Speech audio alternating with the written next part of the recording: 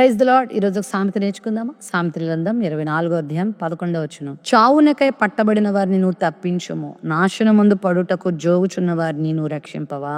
చావుకి పట్టబడిన వారిని మనం తప్పించగలమా? నాశనానికి జోగుచున్న వారిని మనం రక్షించగలమా అంటే ఖచ్చితంగా రక్షించగలిగే అవకాశాన్ని దేవుడు మనకిచ్చాడు. మరణము అందరికి సంప్రాప్తం అవుతుంది.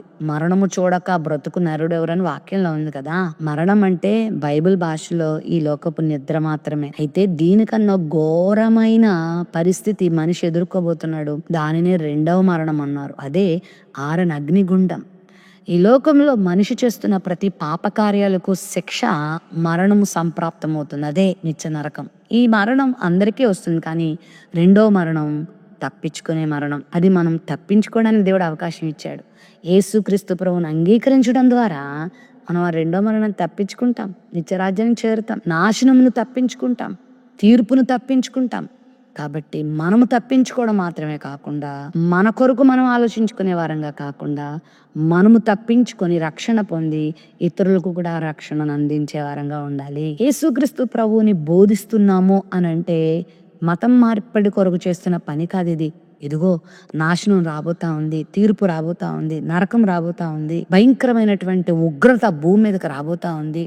దానిని తప్పించడానికి యేసు ప్రభు ఈ లోకానికి వచ్చి తన సిలువలో తన ప్రాణం పెట్టాడు, మన కొరకు రక్తం కార్చాడు. ఆ రక్తంలో నీ పాపములను కడుక్కుంటే నువ్వు పరిశుద్ధపరచబడతావు, నీతిమంతుడు అవుతావు, నీతిమంతురాలు అవుతావు, పాపం జోలికి పోకుండా ఇతరులకు మేలుకరంగా మారుతావు అని ఇతరులకు మనం చెప్పుట ద్వారా, మన జీవితం ద్వారా దాన్ని చూపించుట ద్వారా నరకం నుండి తప్పించిన వారం అవుతాం. టైటానిక్ షిప్ మునిగిపోతున్నప్పుడు అందులో ఒక దైవజనుడు కూడా ఉన్నాడట.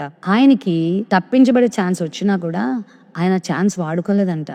దానిని వేరే వాళ్ళకి ఇచ్చేసి ఆయన ఆ అట్లాంటిక్ మహాసముద్రంలో మునిగిపోతూ అక్కడ మునిగిపోతున్న వారందరికీ కూడా సువార్త అందిస్తాడు. వాళ్ళందరూ ఆక్రందనలు చేస్తూ అమ్మో మమ్మల్ని రక్షించడానికి కేకలు వేస్తా ఉంటే వాళ్ళ దగ్గరికి వెళ్ళి కొద్దిసేపు నువ్వు సహిస్తే మరణం వచ్చేస్తుంది, కానీ దీని తర్వాత భయంకరమైన నరకం ఉంది, నువ్వు దాన్ని తప్పించుకున్నావా లేదా?